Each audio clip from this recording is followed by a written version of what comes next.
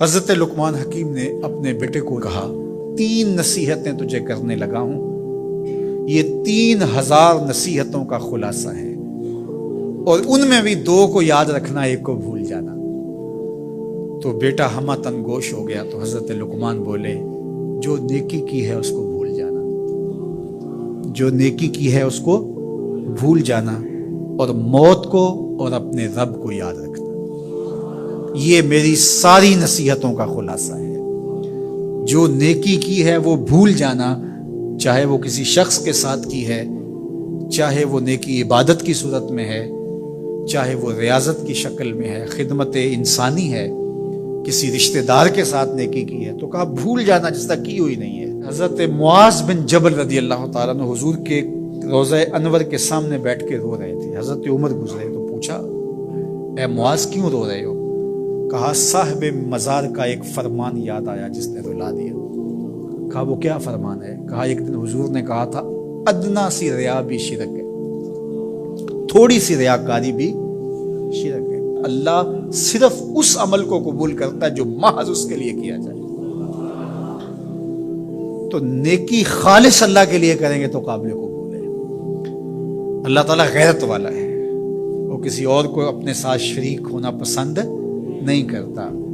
تو جب بھی نیکی کرو، یہ ثلث دین ہے، انما الاعمال بالنیات۔ اس حدیث کو علماء نے کہا ہے تیسرا حصہ دین کا اس میں ہے کہ اعمال کا دار و مدار نیتوں پہ ہے۔ نیت کا خالص ہونا شرط ہے، ورنہ محنت بھی کی، سجدے بھی کیے، خیراتیں بھی کی، سب کچھ کیا، لیکن نامہ اعمال میں 0 کو ہوگا۔ کیتی کتری پئی کھو محمد تے سکہ بنیا زردہ۔ تو ریاء سے بچنے کی تلقین کی گئی۔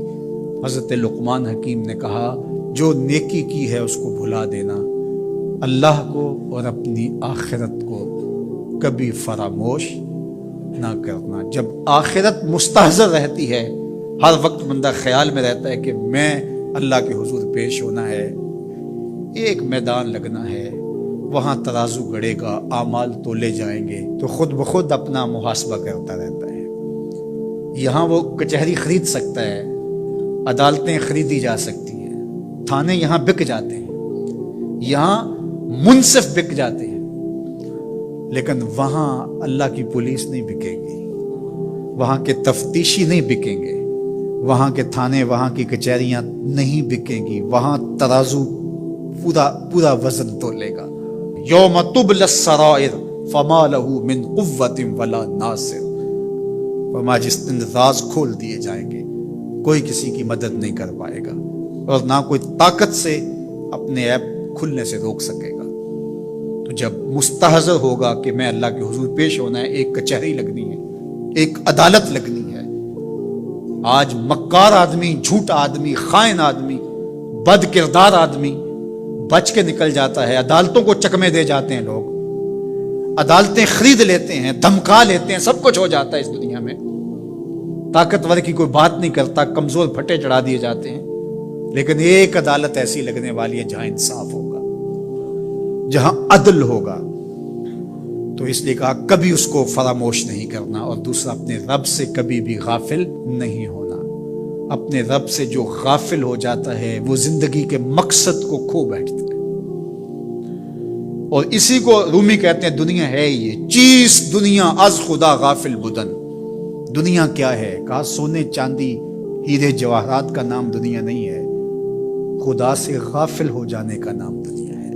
تو اس لیے اللہ کے ذکر سے، اس کی یاد سے، اس سے کبھی بھی غافل نہیں ہونا چاہیے۔ اور اگر کوئی اس سے غافل ہو گیا تو سن لو وَلَا تَكُونُوا كَالَّذِينَ نَسُوا اللَّهَ فَأَنسَاهُمْ أَنفُسَهُمْ اولئک هم الفاسقون۔ کہا ان لوگوں کی طرح نہ ہو جانا جو خدا سے غافل ہو گئے۔ تو جب وہ خدا سے غافل ہو گئے، اللہ نے انہیں ان کی ذاتوں سے بے خبر کر دیا۔ کسی نے کہا اقبال سے کہ تو نے خود ہی کا سبق کہاں سے لیا تھا؟ کہا قرآن کی اس آیت سے لیا تھا۔